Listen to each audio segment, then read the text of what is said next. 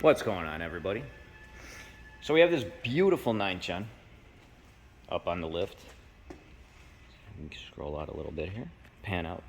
We are doing a PRL turbo kit install along with an RBC intake and a dyno tune. And we also did a clutch.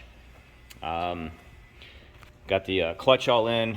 We got everything pretty much installed to this point.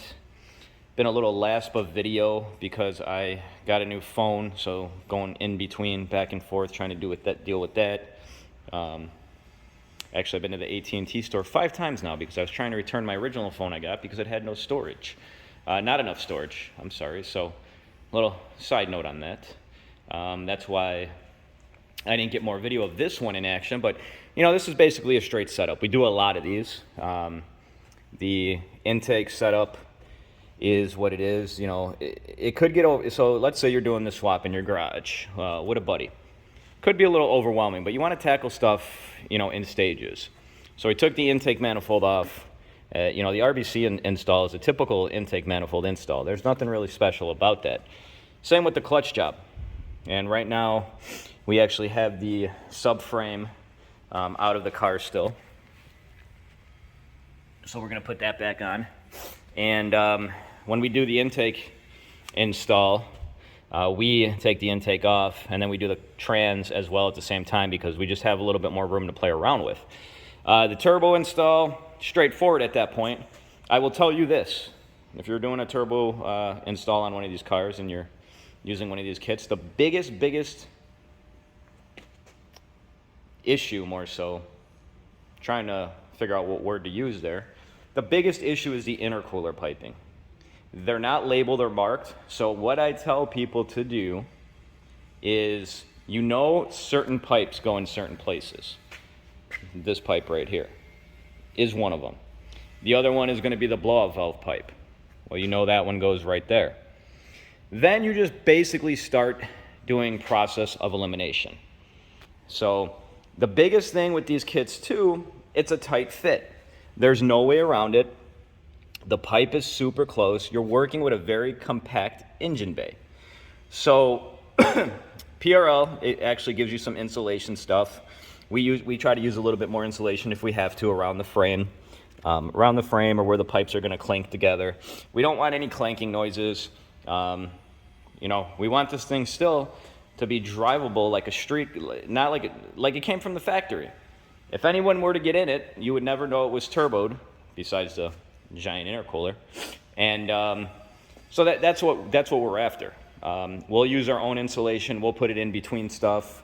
You know, if the pipe's going to want to rub here a little bit, or if we feel like it's going to shift up and down, we'll put a little bit there just to add some you know, extra padding. And before it goes on the dyno, we're going to actually leave the cowl off. So the whole piece up top, we're going to leave all that off so I can do a spark plug check during the tune itself. We're shooting for 350 horsepower on this. This is what the customer wanted ultimately. We have, he's not running a boost controller right now. We have a 7-pound spring in there. We're going to see what that yields for power. If we're a little low on power, we'll ask him if he wants us to install a manual boost controller so we can turn it up a little bit. But this one is, you know, straightforward. We do a ton of these, so it's nothing new to us. A lot of people do want to, you know, hey, can you do write-ups or covers, you know, but it's hard for us to do something like that because it's a standard job. There's no secrets. There's really no tips or tricks that we, you know, have. If you've never done one of these before, you basically just got to dive in, you know, and take it step by step, not to get overwhelmed. The one big thing I will tell people is, and we get this asked a lot, should I run the PRL adapter for the intake manifold that's back there? Some guys will cut the RBC and then they run the coolant adapter. Now, from what I have seen, a couple people will run the coolant adapter for 2 reasons. One reason, sorry, I had to grab the door really quick. So one reason why people run the coolant adapter is because they're trying to save money and they don't want to buy the plate and the adapter for the intake manifold. The other reason is people ask, or people believe that it's going to save them temperature by not having the throttle body get coolant to it. Not true. If you're doing it for that reason, the second reason, don't do it. The reason I tell you not to do it is because if you run the RBC that's cut and you run the adapter, I don't, 9 times out of 10, it's going to leak. It might not leak on first startup, but sooner or later it will leak, no matter what you do. It's a hassle. The PRL adapter is awesome, works perfect. There's no having to go reseal it every other month or whatever it is for whatever reason. I mean, we've seen guys that literally can never get it sealed. They'll call us, and they'll almost call us like pleading, like we have some secret, like, you know, how do you get it to stop leaking? How, you know, I can't. I took it off many of times. I resealed it. This and that. I don't recommend it. That's what it comes down to. So if you're having a problem where it's leaking, I would say, you know, if you already cut your RBC, then I mean, it is what it is. But I don't recommend it. I just don't.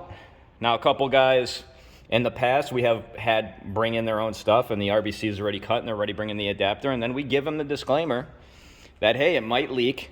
We could take it off and reseal it again. Still might leak, and you're going to have to get charged for our time. Time is money, and we always give that recommendation. If you call here and you ask, we're going to tell you flat out, do not run the cut RBC.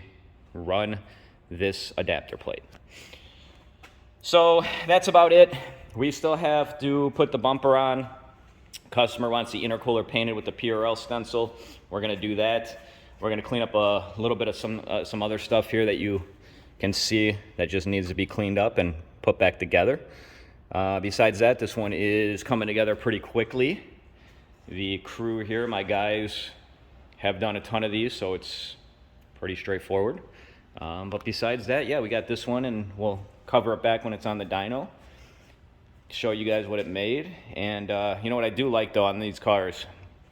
And this other video that we've done on a 9-gen has actually taken off a little bit, where guys have problem bleeding these. The 9-gens are notorious for not wanting to bleed out the coolant. Now, what I recommend, and I posted this in the other video, is you want to get one of those funnel kits. The funnel kits can be found on Amazon, Harbor Freight. You can buy them on your Snap-on and Matco truck. Of course, you're going to pay a little bit more. Get the funnel to bleed it out. If you're not familiar with the funnel, goes in here, bolts down with a special little cap, and then the funnel comes out over here, and you just fill it up with coolant.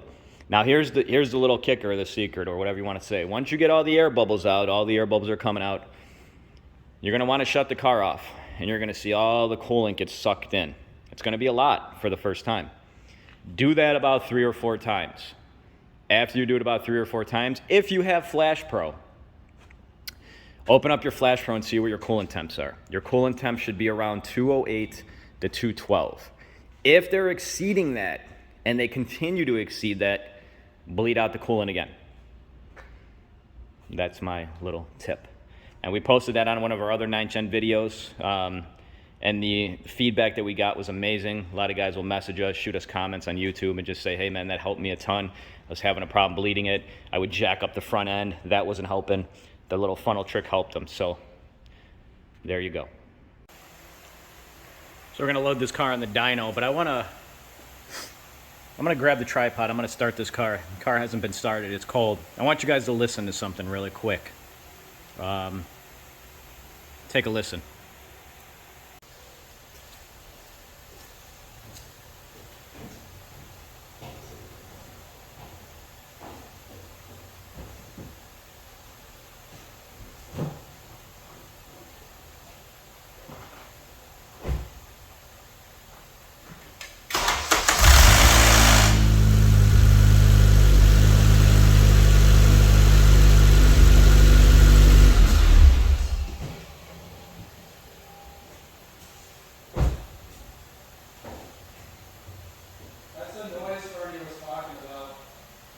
On video. So what I was trying to capture there was you hear that, you can hear that noise and it goes away. These cars, they have, sorry, I'm trying to position the camera. When you hear that noise, it's basically time to do the timing chain and replace everything on that side of the motor. Timing chain, the tensioners, I'm sorry, the timing chain guides, the tensioner. And then it also is smart to do the VTC actuator. That's known to also get old and, whatever, fail, word I'm looking for. What I'm trying to say and why I posted that is we get a lot of questions. Hey, I got 80,000 miles on my motor. Can I turbo it? And you're going to get the same response all the time. As long as the motor's healthy, which by healthy I mean two things. You could do a leak down to actually tell you how healthy and strong the motor is, and a compression test. But I'm also talking about the routine maintenance stuff. So I already informed the customer about the noise. I told him it is a concern. It is loud. You heard it. He knew about it. It wasn't something that was a surprise to him. He needs to replace it and get on that ASAP. So I'm going to load it onto the dyno. Fingers crossed nothing goes wrong in that sense over on that side of the motor. And we're going to see what power we make. And we'll see how close to the power goal we reach with the wastegate spring that I put in there. Had to play, I didn't want to go too high with the wastegate spring, because if that's the other thing too, your wastegate spring, if you go, let's say 7 pounds, I think that's what's in here right now, we can always increase it with a boost controller. But if we go with like a 10-pound wastegate spring, we can't go down anymore. So there's like that fine line, what should we be set up? And I always tell people this too, because we get these questions asked a lot.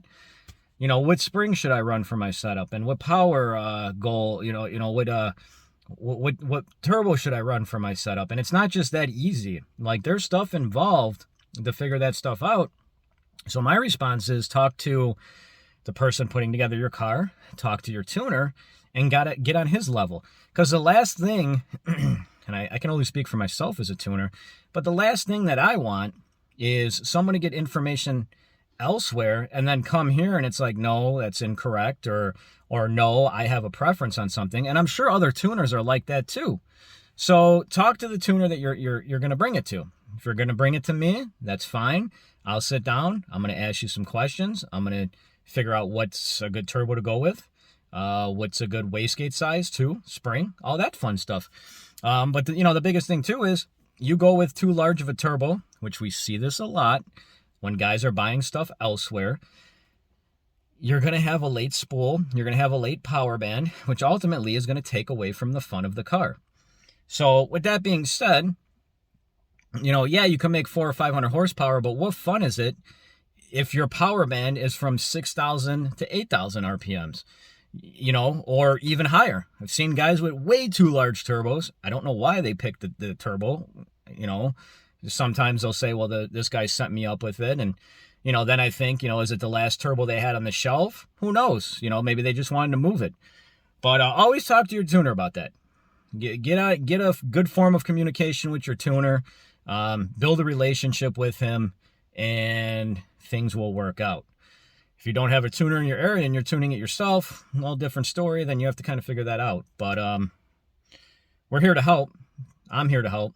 But it's also to a point. I can't, for how many questions we get a day, phone calls we get a day that ask for free advice or free help, and they're on the other side of the United States, I would have to quit my job and just focus on offering free help, which that doesn't pay the bills, unfortunately. So, but as we're always trying to help people out, I used to go live on Facebook, which I think I'm going to bring back here. It is what it is. I've been talking for 4 minutes now and 30 seconds. I'm going to turn the camera around. We're going to start getting on this car on the dyno and dialing it in, and we will go from there.